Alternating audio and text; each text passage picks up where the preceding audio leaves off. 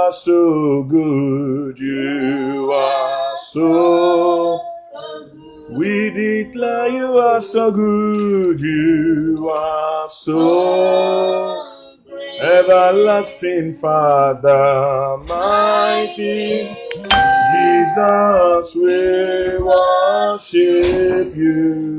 You are so. We say you are so good. You are so. Elohim, you are so good. Wonderful Jesus, mighty Jesus, we worship you. You are so. We say you are so good. Blessed Terabashenda. So good, you are so good. We honor you, mighty Jesus. We worship you. You are so. We say you are so kind. You are so kind. We honor you. Lesotara Magendari. We give you glory, mighty Jesus. We worship you. You are so good. What can I bring to you, my Lord, in Gethsemane? What can I lay down at your feet today than to worship you all the way? Daddy, more to worship you all the way. What can I bring to you, Lord? What can I bring to you, my Lord, in Gethsemane?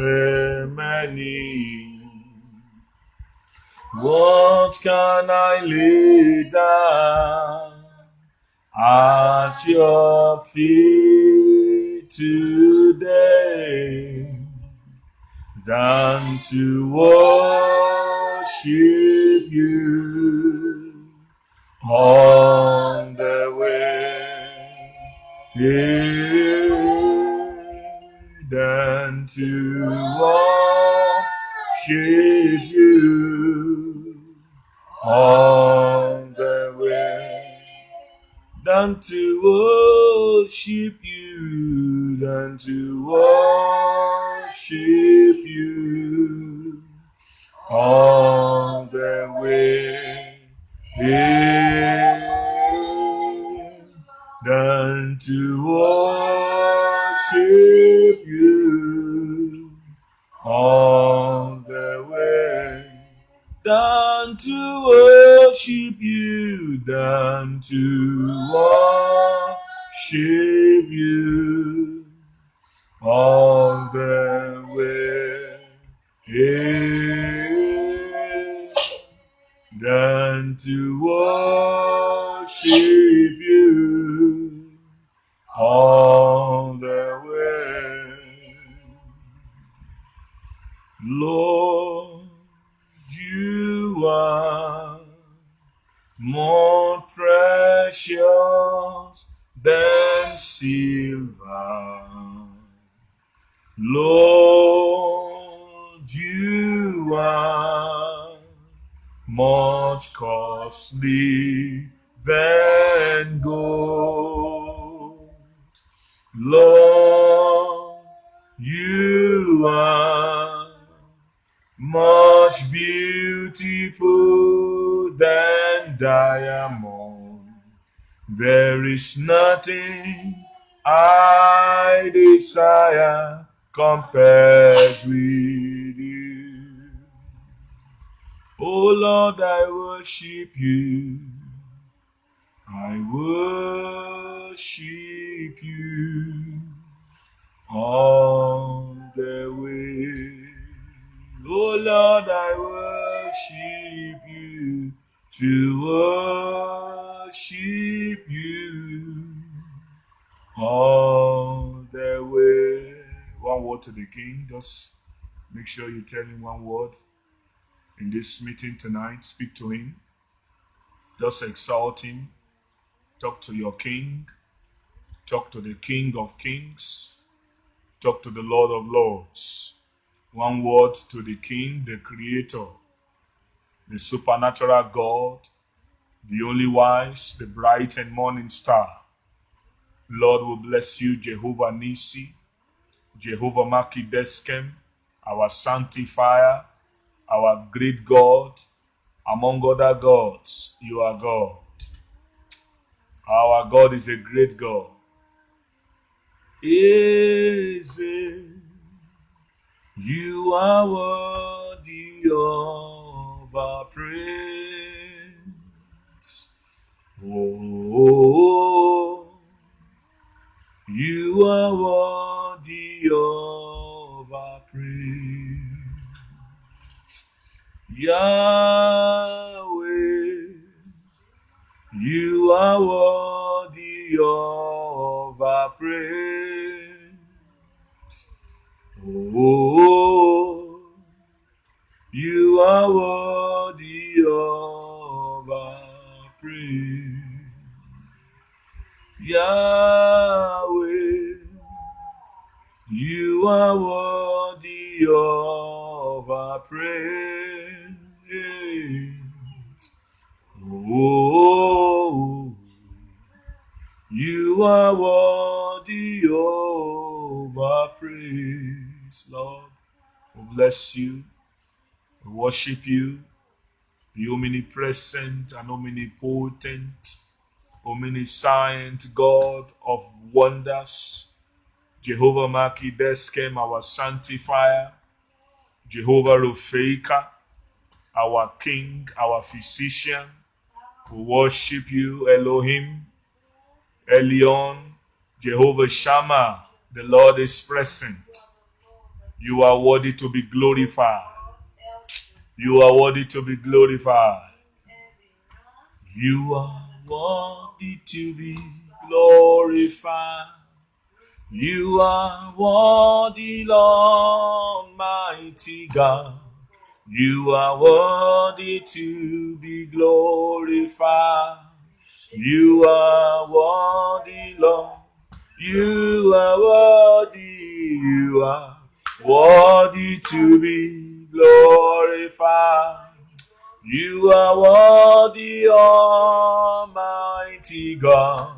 You are worthy to be glorified. You are worthy, Lord. You are worthy. You are worthy to be glorified. You are worthy, Almighty God. You are worthy to be glorified. You are worthy, Lord. We say you are worthy. You are worthy to be glorified. You are worthy, Lord, mighty God. You are worthy to be glorified. You are worthy, Lord, invincible God, invincible God, only wise God. We extol your banner right in this place. As living vessels, we come to worship you. From the inner recess of our being, let our praises flow. From the inner recess of our being, let our worship flow. Our praises like as we bring on the altar. Our worship like wonderful fragrance to your throne. Jesus, the Lamb of God, take it today from us. Like lamb we bring our worship to the Lamb upon the throne. Like lambs we bring them to perfume your altar. Lord, we bless you.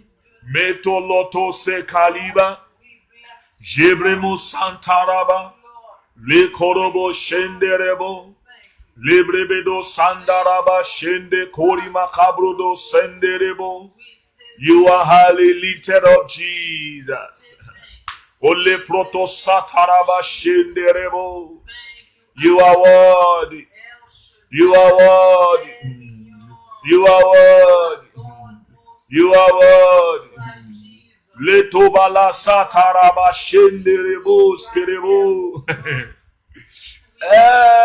Elion, God Most High, Jesus Christ, you are El Elohim Israel. Elion, God Most High, you are Jesus Christ. You are El Elohim Israel. Oh, Elion, God Most High. You are Jesus Christ. You are El Elohim Israel. You are El Elohim Israel. El Elohim Israel. El Elohim Israel. You are El Elohim Israel. You are El Elohim Israel. We say Elion, God Most High, Jesus Christ, you are El Elohim Israel. You are El Elohim Israel.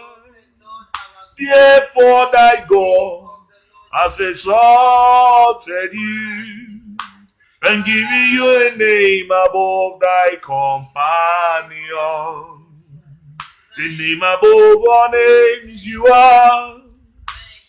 A name above all principality. Therefore thy God has anointed thee and giving you a name above all other names. We say Elion,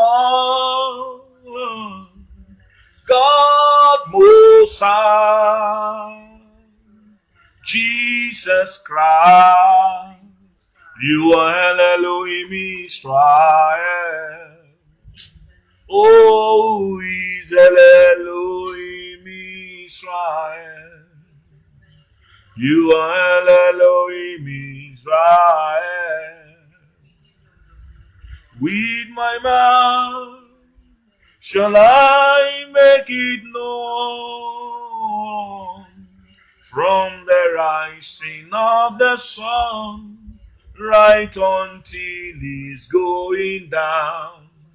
I will sing of the mercies of the Lord.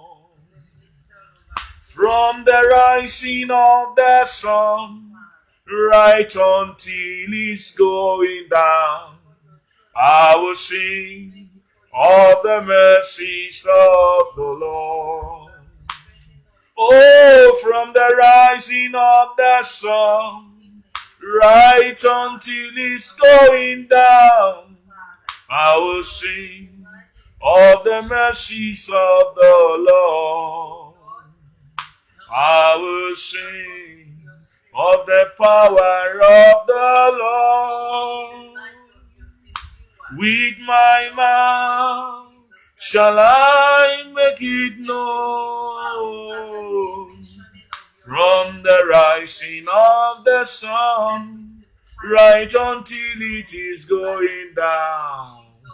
I will sing of the mercies of the Lord. Oh, I will sing of the mercies of the Lord. I will sing of the power of my King. I will sing of the wisdom of the Lord.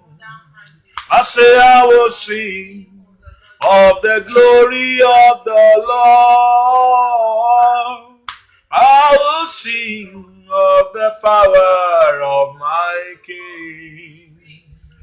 From the rising of the sun right until it's going down, I will sing of the mercies of the Lord. Hey. I will sing of the goodness of our King. I will sing of the goodness of the Lord. We will sing of the mercies of the Lord. Thank you, Jesus. Elion, Jehovah Makideskin, our sanctifier, the God beyond comparison, the God of all wisdom and majesty. Lepota Sataraba. Oh, from the rising of the sun to the going down of the same, we will sing of your mercies. For thou hast done us marvelous things. You have done marvelous things. You have poured forth your salvation to the ends of the earth. Who is wonderful but Jesus? Who is worthy to be praised except thee? To him that sits upon the throne and to the Lamb, we bring the calves of our lips tonight to say you are worthy. You are worthy, O Lord. You are worthy, O Lord. You are worthy, O Lord. You are worthy, O Lord. Invincible God. You are the miracle worker. You are worthy, O Lord. You are Yahweh. You are Yahweh. You are Yahweh. You are Yahweh. You are Yahweh. Alpha, Omega. You are Yahweh. Alpha, Omega. Thank you, Jesus. Hallelujah. Hallelujah. What a marvelous God. You've done marvelous things in our lives. Lord, we will let out our praise. We'll let down our praise. We'll let it out from our inner man. We shall let it out tonight. We bless you. We worship you. Thank you, Jesus. Thank you, Omega and Alpha. Hallelujah. Hallelujah. Father, we have come once again to this glorious live broadcast to listen, to put our ear on your very heart, to feel the impulse of your heart. Lord, we have come with unveiled face, with open hearts tonight, that, Lord, you will pour out your marvelous truth upon our hearts. We have come that you open the portals of your heavenly glory, that will be consumed by this glory in your word.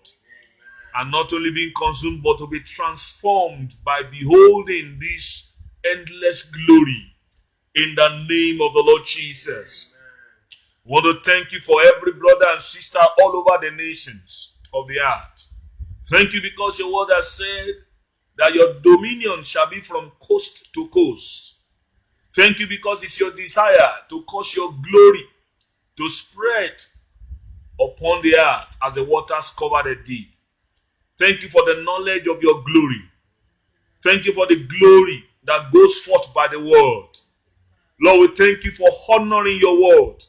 Thank you for causing it to be swift and to be glorified, both in the hearts of men and in the nations. We give you glory in the name of the Lord Jesus. We yield our hearts to your word and to your spirit.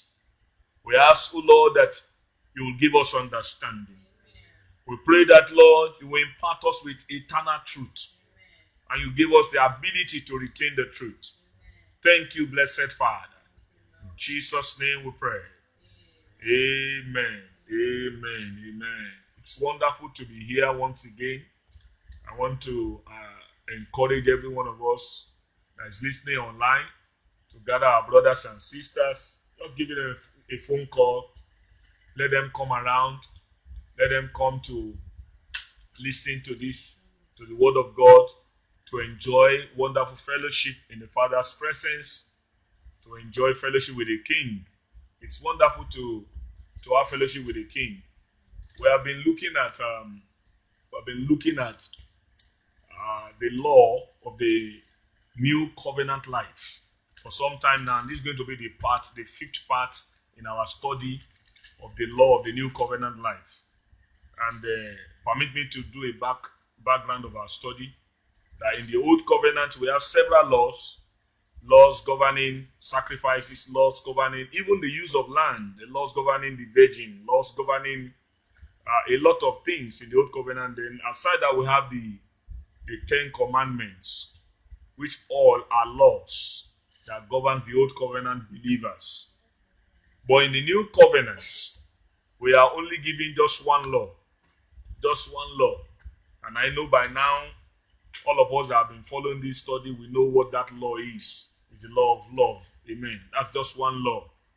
And the law of love here is not the love that you love your neighbor as yourself. It's the love that Jesus Christ gave as commandment in John chapter 13, from verse 34 and 35. Specifically, he said, a new commandment I have given to you, that you love one another as I have loved you, and that you love one another. Praise God. So it is very, very important to know that the love that is being prescribed for us as a law. And when you say a law, you mean it's not optional. Amen. The law that is being prescribed for us in the new covenant is a love as Jesus loved.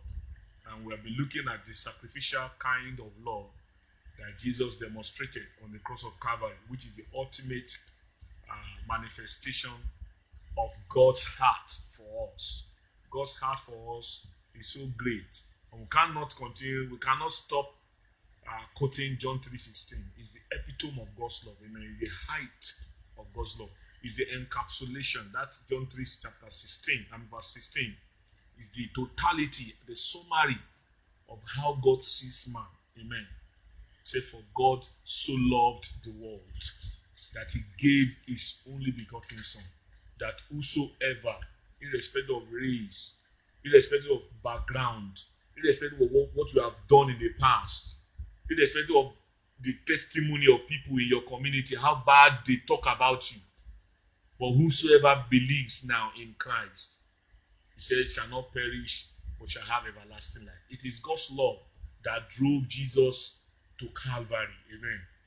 And that kind of love is what God wants to be resident and to be expressed in the life of believers. God wants it to be resident in us, to be our nature. Amen. And in the new covenant, in Romans chapter 5, verse 5, the Bible says, God's love has been poured in our hearts the day you gave your life to Christ. You have received, a down payment, a release of this love. So if you are asking, how can I get this kind of love? Is it possible? Amen. Is it possible? Please stop, cannot be running up and down when it's time to hear the word is sleeping. You can be asking yourself and say, is it possible? Is it possible for me to love like Jesus loved? Is it possible for me to be like Jesus? Yes. God will not request from us what He hasn't invested in us. You will not ask from us something that He has given us that capacity to love, and that's why He's requesting us to love the same way Jesus loved. And you see, this is the true test of a believer. These are the only things you can use to judge a believer. Amen. It's not the multitude of preaching. It's not the multitude of revival or programs or activities that points you to a believer, that makes you to know who a believer is. It's the quality of the love life, the quality of God's kind of love that is flowing through him or her that makes you to know that he's a believer. Along the line, earlier in the day, I was speaking to an unbeliever. I was trying to preach the gospel to the young man. And he mentioned, he said, well, Islam and Christian, they are the same. I said, no, they are not the same. Amen. We are different. Amen. Well, we don't serve the same God. And I made it clear. I said, well, there are some Christians that go to church that are not born again. They don't have the life of Jesus. They don't manifest the life of Jesus. Those set of people, and even those who are Muslims, they are the same. They are going to the lake of fire. Amen. At the end. The member that they are coming to church does not mean that they will end up in heaven. It doesn't mean that they are Christians. Amen. So it's only when you meet a believer and you meet someone who is manifesting Jesus' nature. That's the person that you can say, well, he's a Christian. So it is not, that's why John Wesley said, almost a Christian, not a Christian. Amen. You can see somebody that is almost, you say, I'm almost there. That means you weren't there. So almost a Christian is not a Christian. I'm almost a Christian. That doesn't make you a Christian. So the true nature of believers, what separates them from unbelievers, is this love nature. Amen. They can love because God has put in them the capacity to love. Not just loving people who love them now, but loving people who actually don't love them. Amen. That's why Jesus Christ said in Matthew chapter 5. He said, you have had a tooth for a tooth, an eye for an eye. But I tell you, when your enemy says you should go 1 mile, go 2 miles. Say when your enemy is hungry, you say feed him. Amen. So the nature of God's kind of love is not limited to loving your friends, loving your brothers and sisters alone, but loving those who hate you. And that's the kind of love that God expressed in Christ. The Bible says in Romans chapter 5 that when we were yet sinners, Christ died for us. So it is not our goodness that drew God to us, to die for us, to show us love. It was actually our bad. So we said in the last study that those who do not, what word did I use? Who do not, those who do not, I should get that word, who we say are not, that they don't, I can't get that word, but I several times that those who do not merit our love, those who do not, who are not supposed, who will see that this ones, he doesn't, no, it's not those who doesn't need our love now. Those who will say do not deserve, praise God, that's the word. Those who do not deserve our love. He's cutting it offline there. Praise God. So basically, it is not those who deserve it, who deserve this love, that we give this love to. God's love in Christ, that Jesus Christ explained in John chapter 13, is to love those who do not deserve it. Amen. Those who do not merit our love. None of us merit God's love. And He showed us His love by dying on the cross. I will tell you that if you are in the heart of Jesus, you will see that His coming to this world was like coming to hell. Amen. Because heaven is a blissful place. It's a wonderful place. But for him to come down from heaven to this world, it's like hell. It's like coming to hell. Amen. But it was love that drove him to come down. So, in a way, when you love somebody, you will come down. Amen. You will come down to the level of the person. When you truly love, you will not mind your position. You will not mind how great you are, your authority, your power. Amen. Your power, your power can be power of your wealth. You don't mind that. You come down to reach out to the person. And that's how Jesus did in Christ. In God. He came down to our level. The Bible said he did not think it robbery to be equal with God. And he came in the likeness of man to die for us. So that identification with the situation of people is a kind of love. Coming down to identify with them in their predicament. For me, I don't find it easy. When I see somebody that is in need, that is going through one challenge, amen. There's something inside me that wants to assist. Praise God. I just want to assist. And I believe that thing is the nature of Christ in me. Amen. Which should be in every one of us. Our study tonight will take us to 1 Corinthians chapter 13. And we're going to be looking at, we're still continuing on this law of the new covenant life. Is the law of the new covenant life. 1 Corinthians chapter 13. I want us to go there quickly. And I'm going to read. But before that time, before we get there, I want us to go to chapter 12. That same 1 Corinthians chapter 12. And then I want us to read from verse 29. I'm going to read from verse 29. Then I will read it down to chapter 13. Can we go there? Are we there? Now, he said, are all apostles, 1 Corinthians 12, 29. Are all apostles, are all prophets, are all teachers, are all workers of miracles? Do all have gifts of healings? Do all speak in tongues, with tongues? Do all interpret? Then verse 31 says, but earnestly desire the best gifts, and yet I show you a more excellent way. Amen. Now, this clause in the closing of chapter 12 is very, very key to understanding what Paul is about to teach us in chapter 13. Amen. He says, and yet I do what? I show you a more excellent way. That is, irrespective of the fact that the gift of an apostle, the gift of teacher, the gift of working of miracles, of gifts of healings, of speaking in tongues, interpretation of tongues are beautiful in the church. Paul is still bringing us to something different. He says, I will still show you a more excellent way. And in verse 13, it began from verse 1. Chapter 13 from verse 1, it says, though I speak with what? With the tongues of men and of angels, but have not love, I have become sounding brass or a clanging cymbal. Now, let's go back to that verse 1 and look at it again. You remember that in verse 31 of chapter 12, it says, I will show you a more excellent way. The more excellent way which is being shown to us now is the excellent way of love. Amen. It's more excellent than gifts. Why? When we read chapter 13, this same chapter 13, verse 13. Can we go to verse 13?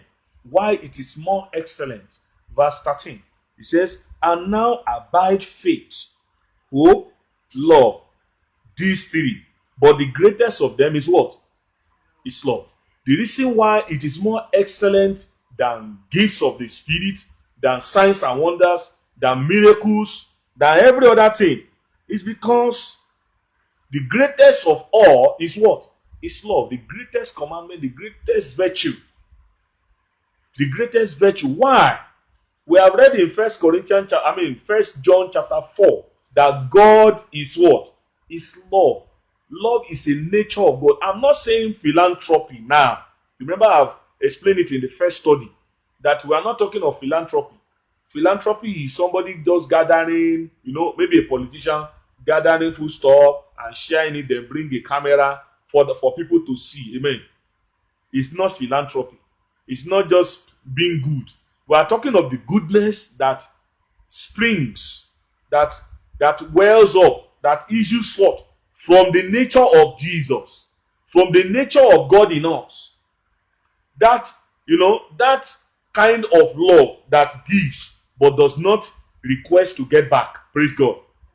So Paul saying that it is a more excellent way is because it is the one that it will outlive faith and hope. The greatest of them all is what? Is love. Praise the Lord. Why also? Because you will not need gifts of tongues in heaven. Amen. You will not need miracles and signs in heaven. We don't need all those things in heaven. It's only in this world that has problem that we need miracles. Praise God. It's only in this world that we need to tell people about their future, that we need to prophesy.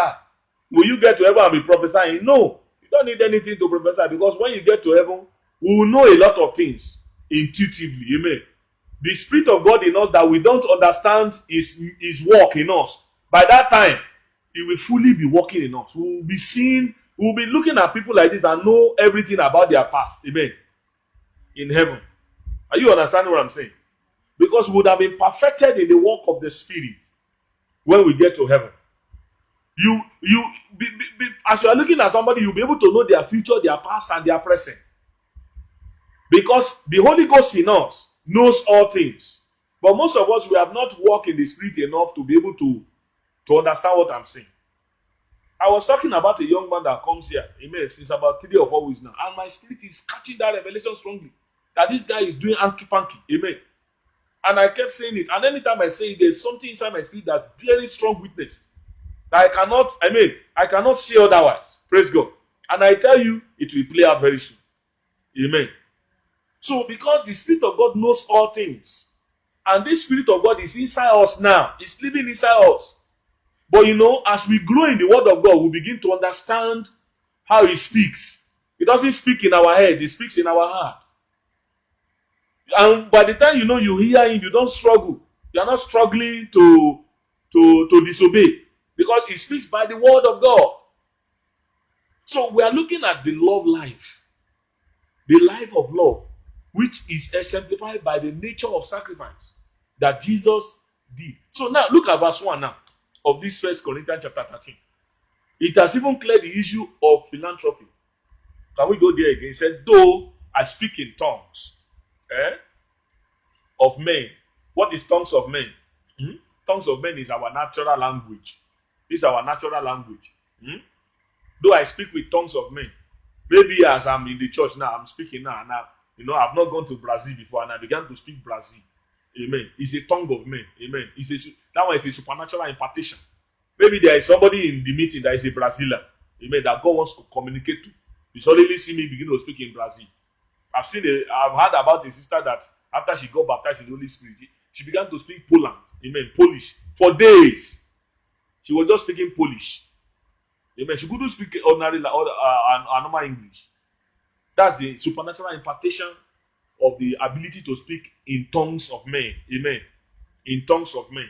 Now here, he also said, if I'm able to speak in tongues of men and of angels. The second one, tongues of angels. What is tongues of angels? Tongues of angels is this one we speak when we pray. Amen. This supernatural language.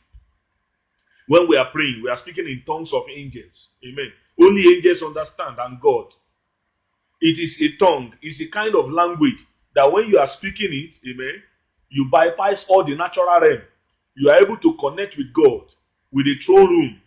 Amen. Now, the Bible is saying, though I speak with the tongues of men and of angels, then I do not have love. What did he say? I have become sounding brass or a clanging cymbal. Now, I do not have love. I do not possess the nature of God. I do not possess love. Though I have the ability to speak tongue. I speak in tongues powerfully. Paul, when he was writing 1 Corinthians chapter 14, there's a place there that he said, I speak in tongues more than you all. Amen. So Paul is not trying to say that tongue speaking is bad. No. It's not saying speaking in tongues is bad, because there are some people today, they misunderstand speaking in tongues. They won't come pariwo. They say they are just shouting. We don't hear what they are saying. Amen. You are missing. Speaking in heavenly language, speaking in tongues is a powerful phenomenon. It's what gives us empowerment as believers. When you see a believer that is speaking in tongues, you can separate them from believers that are not speaking in tongues by their supernatural power. Amen. Speaking in tongues is a connection. It connects you to the heavenly throne. It makes you to pray above natural barrier of your senses. Amen. Those who pray in tongues, they pray the exact will of God. So praying in tongues is very blessed. But what is Paul saying? If I pray in tongues, if I speak in tongues of men, if I speak in angels' tongues, and yet I do not possess love, I don't have love, I am what? I am a sounding brass. Have you seen a sounding brass before? A brass is a metal. Amen. You hit it, it makes noise. It makes noise that is deafening. Amen. It blocks your ability to hear other voices. Amen. It blocks your voice, just like darkness blocks your physical vision from seeing objects. That sound, it blocks your ability to hear through that brother. You know, somebody said you are too loud. That your life, he was speaking to a brother. He said your life is too loud. Your character is too loud. I can't hear you. Amen. What is he saying? He's saying directly that his life is contrary to what he's saying. So as the brother is trying to preach, he said, brother, you are too loud. I can't hear you. Why? Because it's nature. The life of that brother that is trying to preach to the other one is contradicting his message. He said, you are too loud. I can't hear you. So because if the love nature is not being expressed in us, and we are speaking in tongues, having supernatural gifts of the Holy Spirit, the Bible says we are a what? A sounding brass or a clanging cymbal. Can I get the Amplified version? Amen. Let's look at the Amplified version.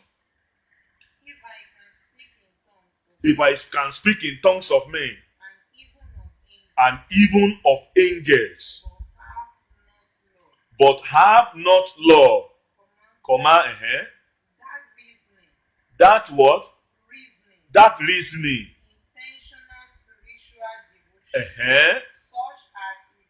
Such as is inspired by God's love for us. Is explain the kind of love that I don't have love. That kind of love, that intentional what? That what? That intentional spiritual devotion. If that nature is not in us, I am only a noisy what? Gong. You know a gong?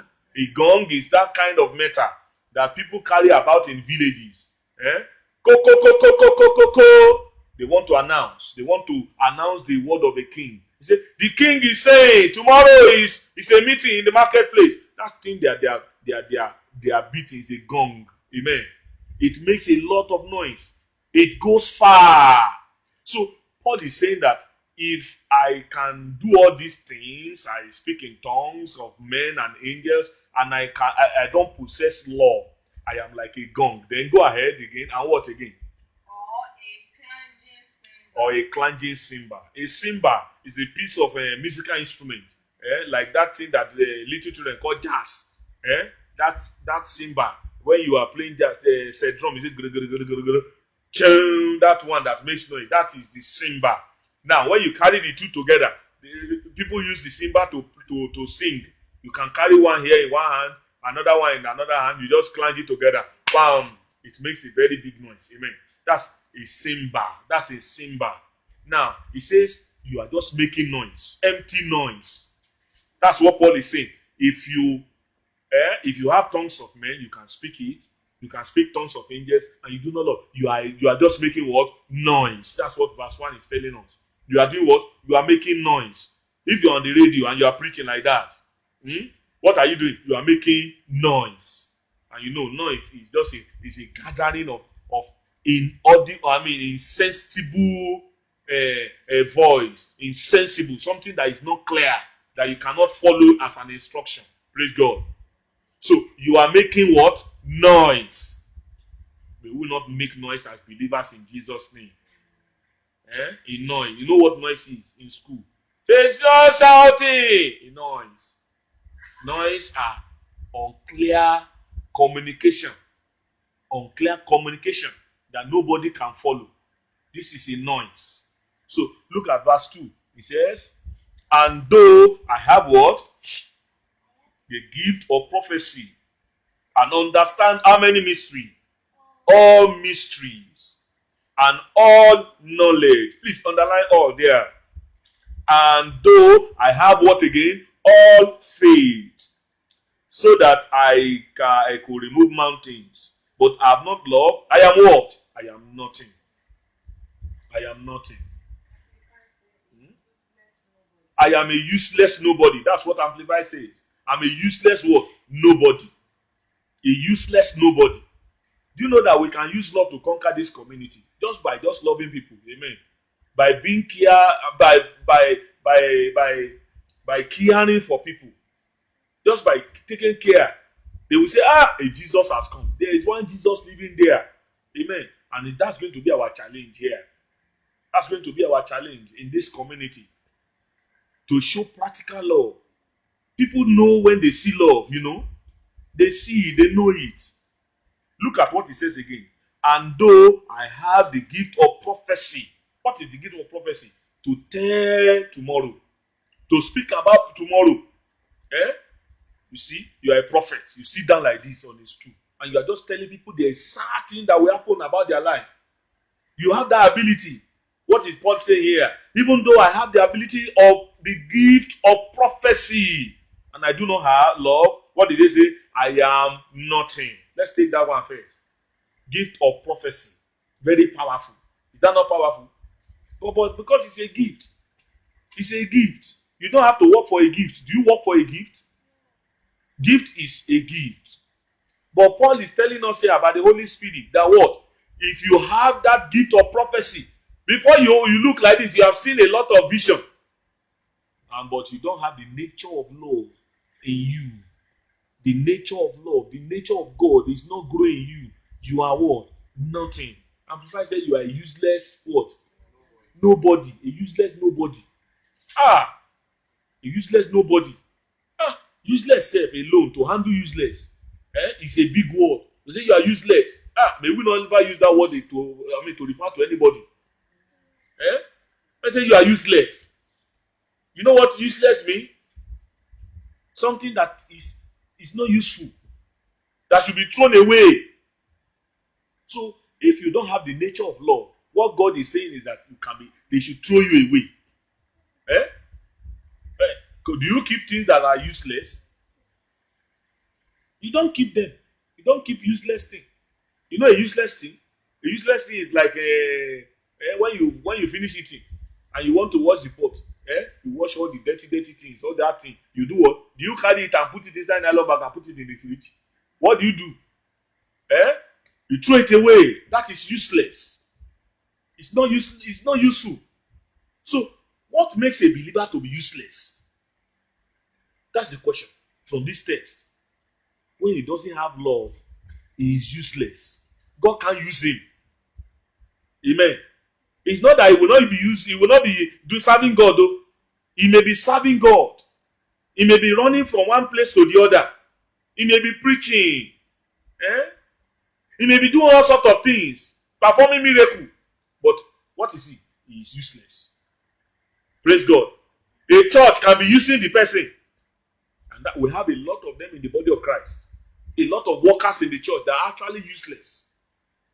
They are useless to God, but people are using them. Now, the Bible says here that even though you prophesy, you have the gift of prophecy, and you do not have love, you are a useless what? Nobody. A useless nobody. You know who a nobody is? When you say somebody is nobody, may we not be a nobody. Even madmen, you can't say they are nobody. Because the day somebody carry a madman is stealing a madman away, is kidnapping a madman, that's the day you will see the family. Are you getting me now? If the family is around, you say this one is a madman, let's kidnap him. And you are kidnapping him, that's the day you will know that madman has a family. So even a madman is not a nobody. But a nobody is somebody that is there. You say, It's just there. It's just like a statue. It's not useful. So, what can make a believer? Because Paul is writing to believers in 1 Corinthians 13. These are believers. What can make a believer to be a nobody, to be useless? Is when love is not there. He's serving God, but he doesn't have love. He's preaching, he doesn't have love. He's a worker in the sanctuary. He's even cleaning. He's the first one that wake up and come to the church in the morning. He does all these things. But in his home, he has not cooked for his wife, for his husband. He has not taken care of the children. Amen. He doesn't respect the husband. He doesn't love the husband. He's denying the husband of all the conjugal rights. What is that person? It's useless.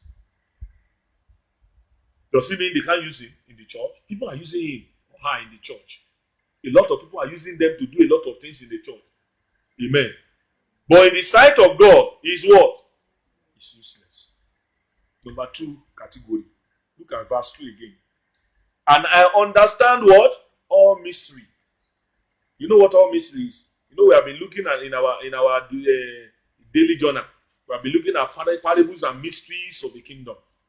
When Jesus used mystery, look at Matthew 13. Almost all that Jesus said there are mysteries. When he was speaking about the sower and the seed, they are all mysteries. Now the Bible is saying that, though I have understanding of all mystery, hard things, difficult parables, you understand it very well.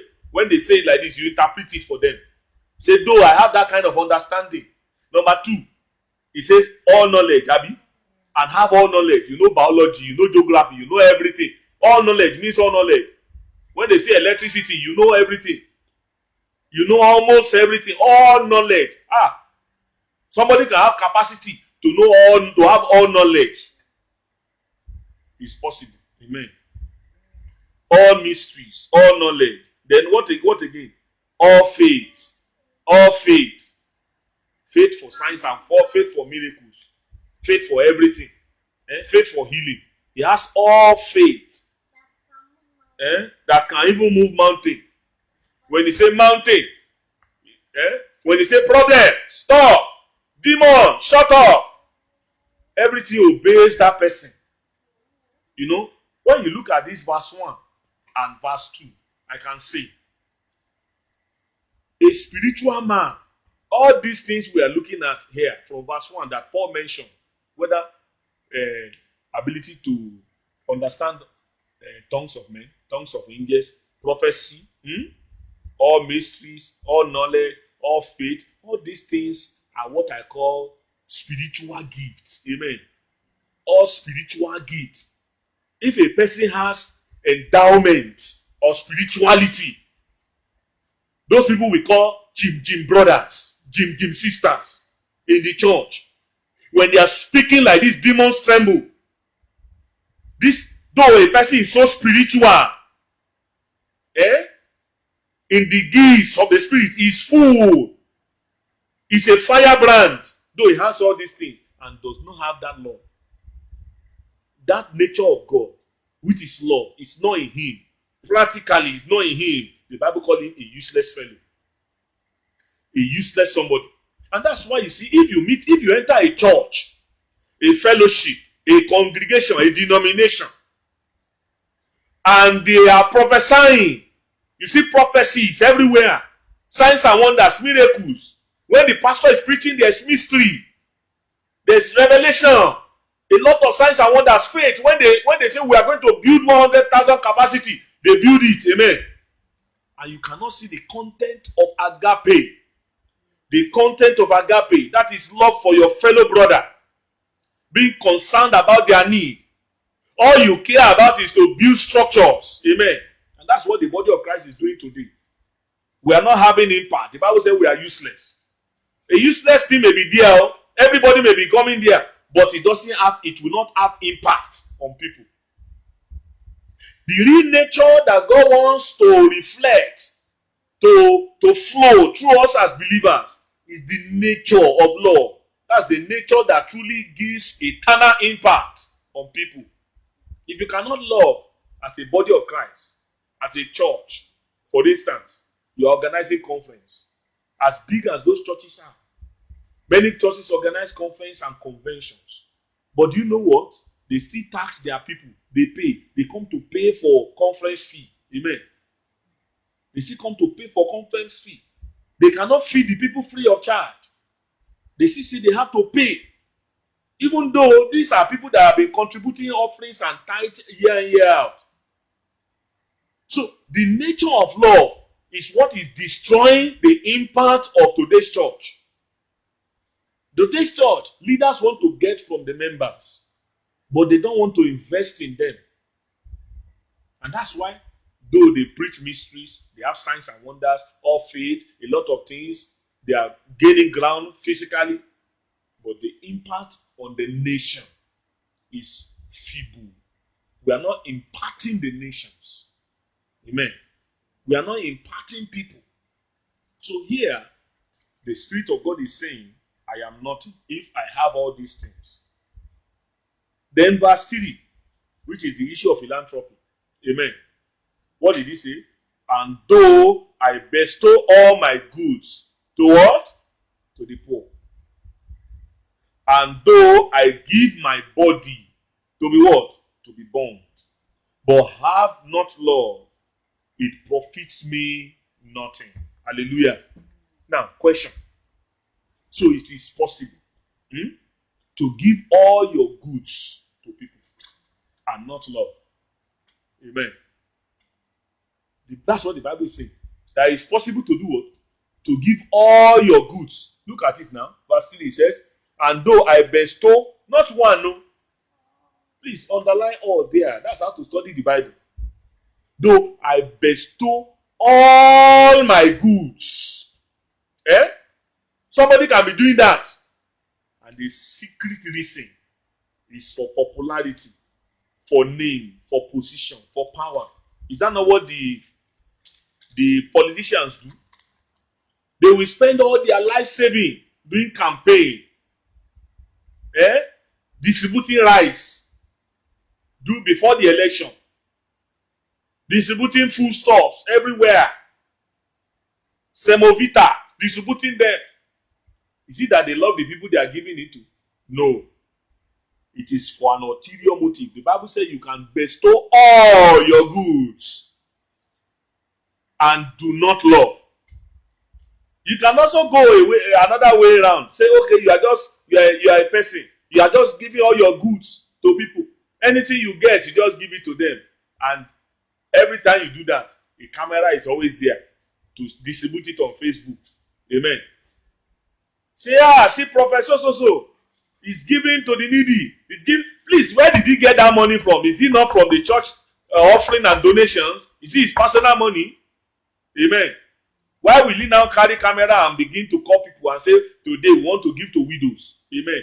Why must you humiliate people because you want to give them kids? You want to bless them.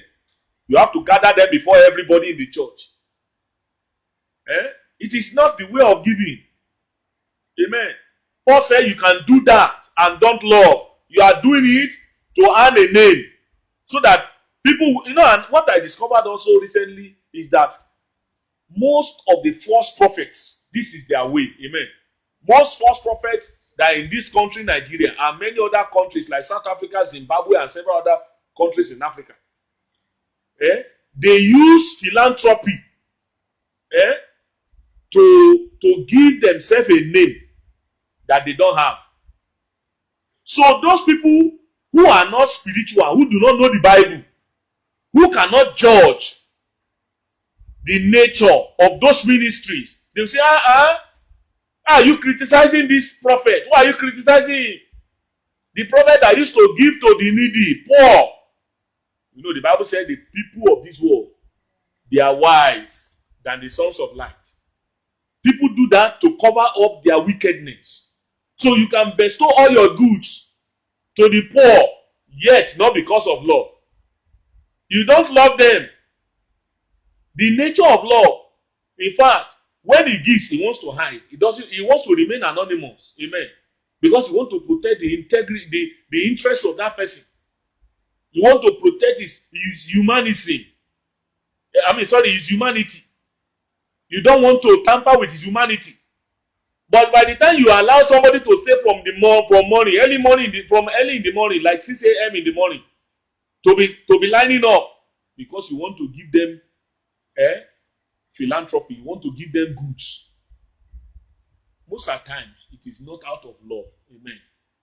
It is not because of love. Praise the Lord. You can do that behind the scene without bringing it into the midst of other people. Amen. So, you can do that without love. So, love is, that doesn't mean you love when you do that. Because God searches the heart. And God wants to reward our labor of love as believers. So, we must not allow any flesh. You must not allow anything like flesh, any ulterior motive to form part of the reason why you are giving to somebody. You must not allow ulterior motive. In fact, when you want to give and you notice that somebody is there and that person, amen, it can affect the person you are giving. What do? You can even hold it back until it's the only person that is there. The Bible says when you want to do a philanthropy, you want to give your arms. Say, don't let your left hand know what your right hand is doing. Amen. There are sometimes it may be impossible. Praise God. There are sometimes it may be possible, I will tell you. But make sure that your motive is not for popularity. Make sure that your motive for giving to that person is not because you want a name. Amen. Make sure, check your heart so that your giving may receive reward. Look at what Paul said in verse 3. He says, if you do that, you give your body to be born. You give all your goods to feed the poor. And also, he says, it profits you nothing if you don't love. It means you will not gain anything. You will not get any reward from it if your motive is wrong. Hallelujah. Check your motive. If your motive for giving something to somebody is because you want to humiliate the person. There are some people like that. They want to humiliate the person. They know it's their enemy. It's your enemy. And so, now it's not a need. He now, shamefully come to you. Don't worry. Come tomorrow. Amen. You now carry the gifts in the public. You now give it to him. Then go back and tell people, say, you see, if not because of me, he would have died though. Upon all the bad thing he say doing to me, I'm the one that still fed him yesterday night. It profits you nothing. You will not get any profit from that giving. Amen. You will never get a profit out of it. And your goal when you are giving is because you want to get an eternal reward. Amen. From the Father. The Bible says, he that sees you in secret will do what? Will reward you openly. So here the Bible is telling us that if you give your body if you bestow all your goods to feed the poor and do not love, it profits you nothing. It will not give you any reward. Then the second thing there is that, and though I give my body to be what? To be burned. To be burned. Here he's talking about you sacrificing, laboring for somebody, laboring for another person, sweating it out to assist somebody. But it is just for one other reason, one fleshly reason. The Bible says you will never get a reward from it. So we have looked at the negative aspect of love. Amen. What is not love?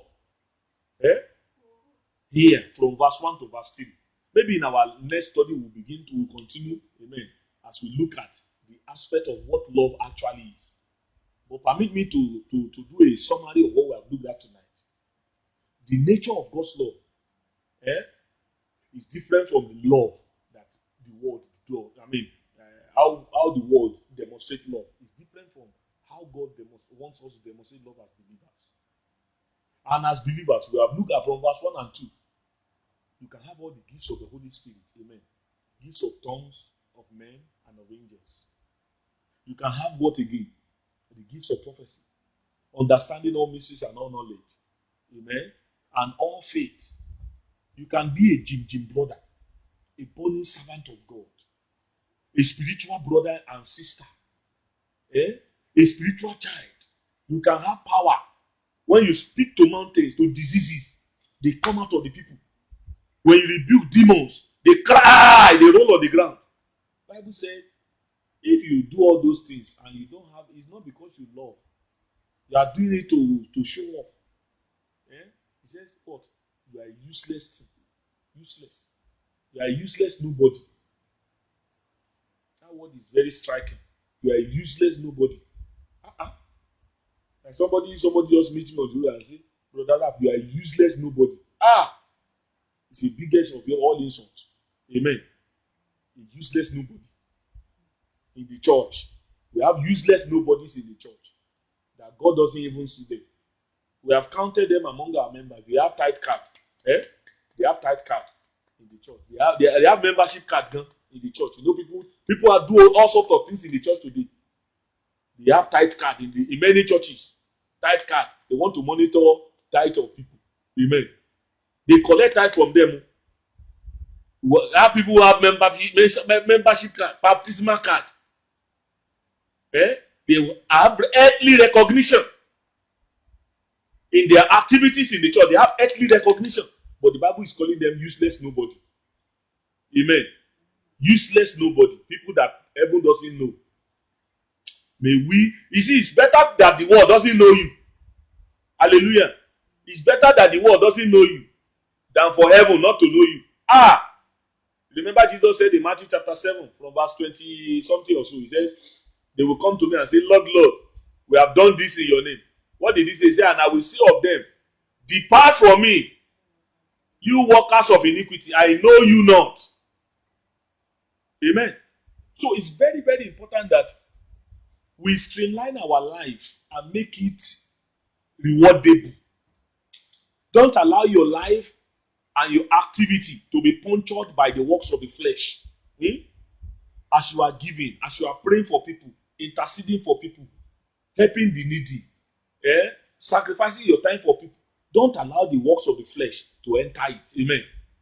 Don't allow ulterior motive. Check your heart. When something is telling you, say, go and show off now. Go and show off to the person. You say, no, I'm not doing anything. Say, amen. Tell yourself, I'm not doing anything. Until this thing that is pushing me, that wants recognition, dies. We must allow it to be crucified. Don't do anything because you want earthly thing. Don't do anything because you want name or you want a position. You know, people do it in the church. They want position. They give, they keep giving so that the church will respect them. Amen. Before you know it, they will make them Baba Ijo, the head of the church. The elder in the church. They make them elders. All they are giving their body to be burned is for position. It's for recognition. Amen. It's for authority. And when they get that authority and position and recognition, you suddenly see that they are not giving anymore. They will now begin to control the pastor, to control the church. And that's why we must continue to emphasize discipleship. When you are born again, don't allow people that are sheep in the town. They have position politically. When they come to the church, you now give them a position. Don't do that. Let them go through the normal process of discipleship. Even when they want to give to God, say, okay, thank you, brother. And they want to carry mic and announce it to the whole church. You say, no, we don't do like that here. Tell them. If they are not ready to give secretly, amen. If you are not ready to give secretly, it is not a giving out of love. Praise God. Some people say, I will give, but you will put my name on the table of the chair of the church. I'm going to donate 1,000 chairs to this church. But you put my name, Deaconess S.O. Akindele, Deaconess. You put my name, Prophet, Doctor. This set of benches was donated by Prophet Dr. Raphael Sylvester Akindele. If you don't put their name, I know a church like that several years back in this state here. That the man is late now. The man wanted to donate a bus, a car for the church. And he said the condition why we donate it is that they will write his name on it. Amen. And the church accepted because they are gullible. They are gullible believers, gullible ministers. He accepted. So the man wrote it, donated by donated by so something and family. They have received their reward. That's why the Bible says it profits you nothing. You will not get any profit from it when you do that. Is that love? The love that people do bazaar in the church, they will come and say, me and my family, we are donating 10 tubers of yam and 1 jerrycan of palm oil. That is, you have already gotten your reward. Amen. That is not the kind of love we are talking about in the new covenant. In the new covenant, everybody loves. Look at what happened. We'll go there.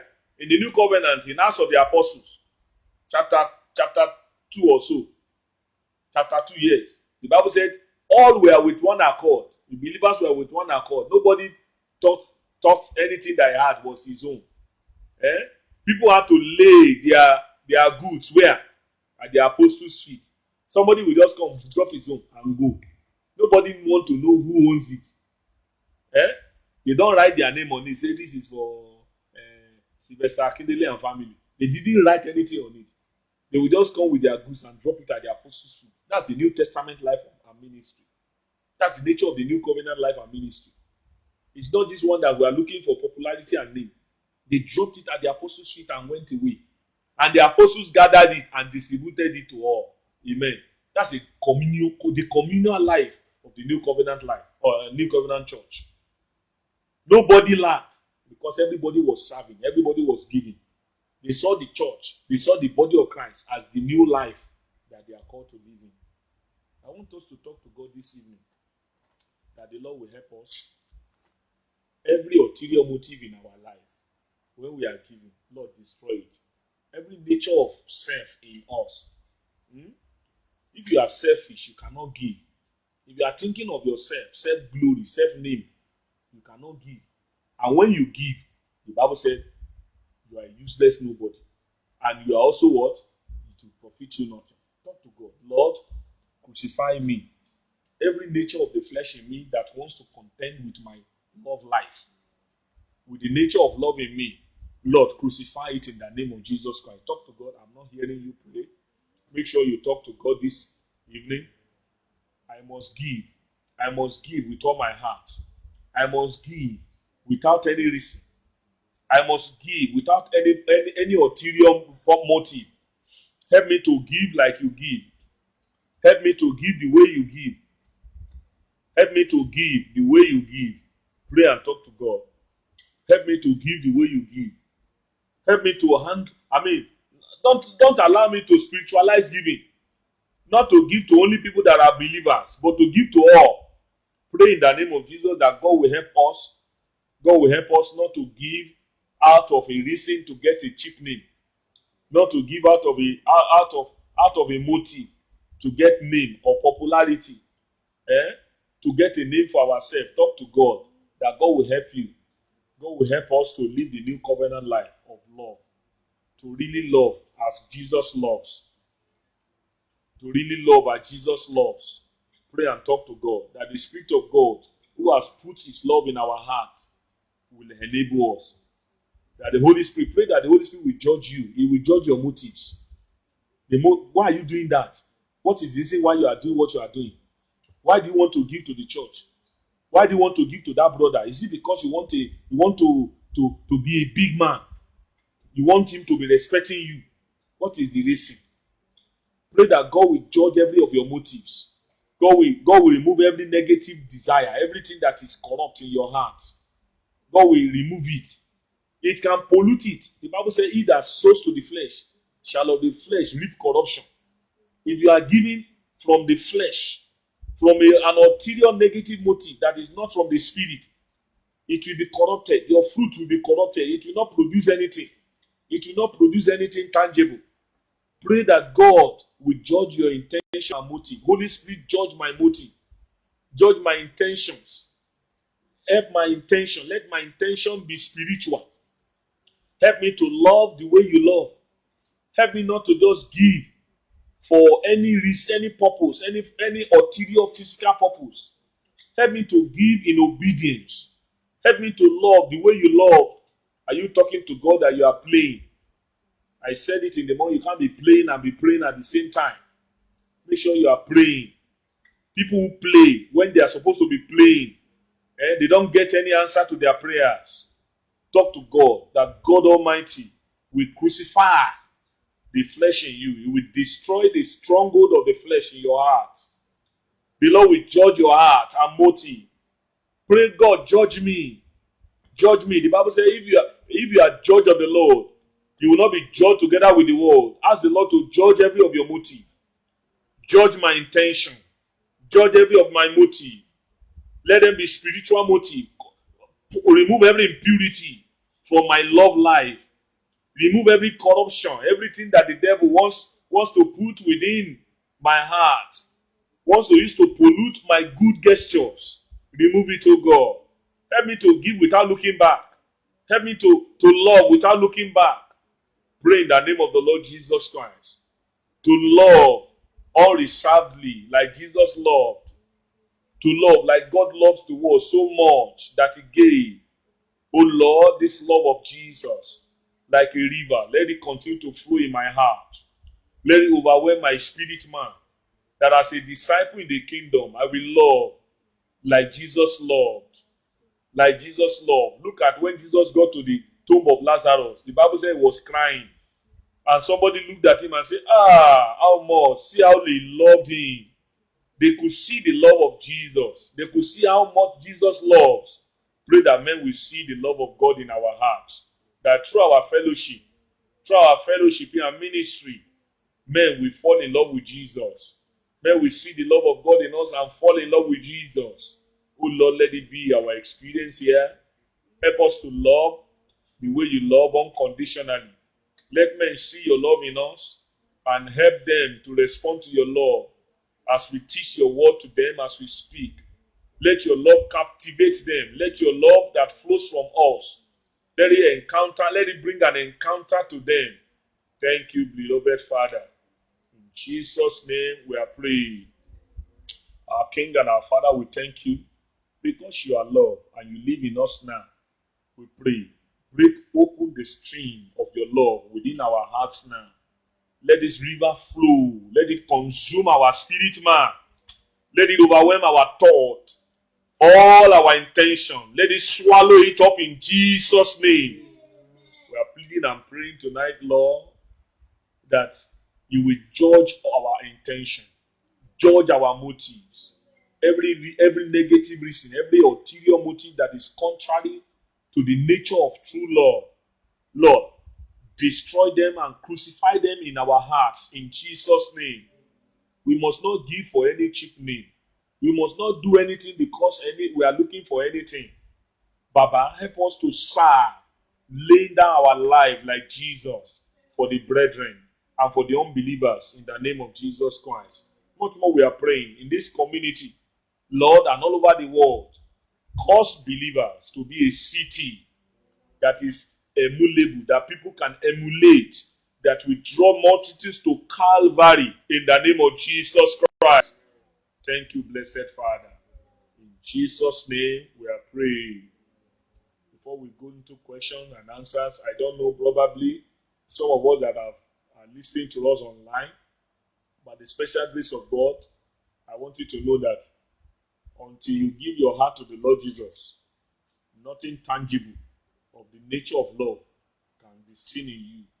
In fact, when you give to people, when you help people, and they don't love you back, they don't respond positively the way you want, you will stop giving. You will stop loving them because it is not possible for the carnal man, for the natural man, to experience what we are saying here. It is a supernatural work that God wants to do in you, and that begins by being born again. The Bible says, to them that believe it, He gave them the power, the right to become children of God. So it is until you become a child of God by salvation experience that the empowerment to live this life will be given to you. I don't want to hesitate or to waste time to call you to the feet of our Lord Jesus Christ, whose arms are wide open, ready to receive you into His kingdom. We have been sharing about His kingdom for a long time now. These truths that we have shared tonight is also a message of how how God wants his own children to live in his kingdom. You can come and join us today in his kingdom tonight. And so I would like to pray with you. Just close your eyes and pray this prayer alongside with me. Dear Lord Jesus, tonight I thank you for your word that you have shared with me.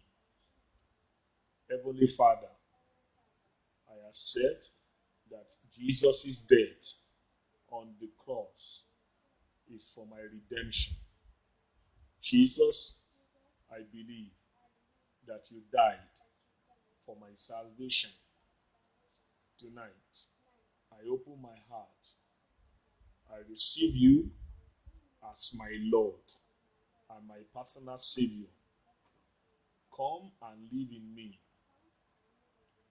Fill me now with the Holy Spirit and empower me from within to live a righteous life, to hate iniquity, and to walk with you in my remaining journey on the earth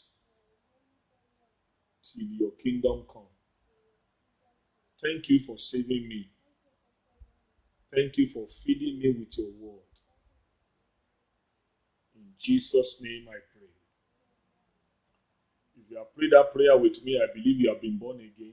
It is very, very important that you know that the love of God has been poured in your heart now by this salvation message that you received. This love must grow.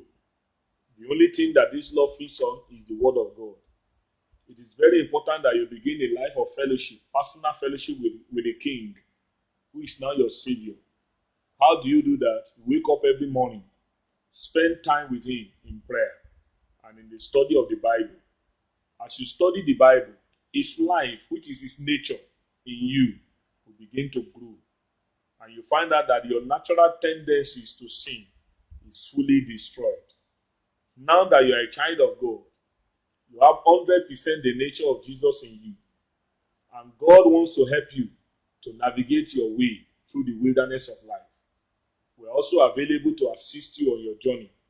And that's why we would like you to contact us on our WhatsApp number, on our Facebook page. As you contact us, we will respond to you to assist you on your walk, in your new walk with the Lord Jesus Christ. It's my prayer that as you have started your journey, you will not end up halfway. Rather, you will make it till the eternal home, till your eternal home and destination in the kingdom of God.